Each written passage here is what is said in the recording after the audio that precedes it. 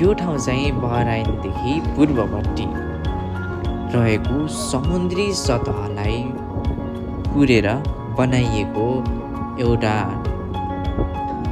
रमणीय स्थलमा स्थापित भइसकेको ठाउँ हो। हेलो नमस्ते, welcome back to my YouTube channel GS blog from the sea beach. सबैभन्दा एक्सपेन्सिभ अनि आउटस्ट्यान्डिङ ठाउँ मलाई सी बिचमा हामी घुमघामको लागि आइसकेका छौँ।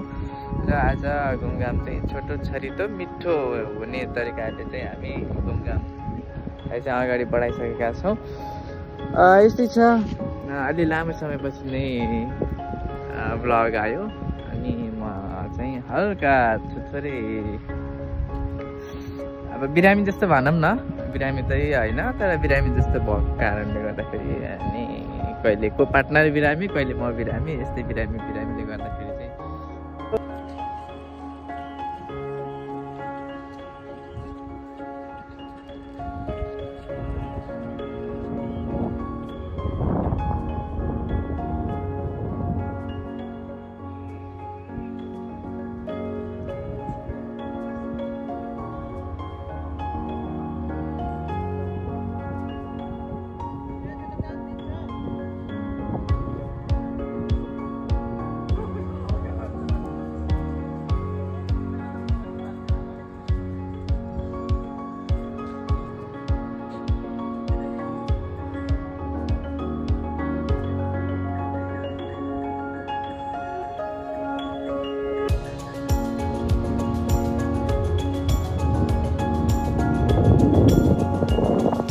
जिन्दगी साँच्चीकै यात्रा हो।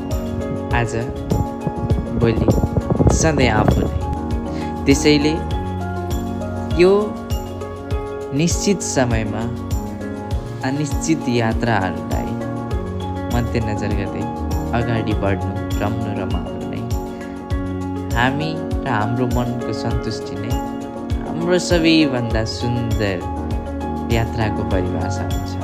त्यसैले रमाउने, कमाउने सबै एकैचोटि गर्नुपर्छ।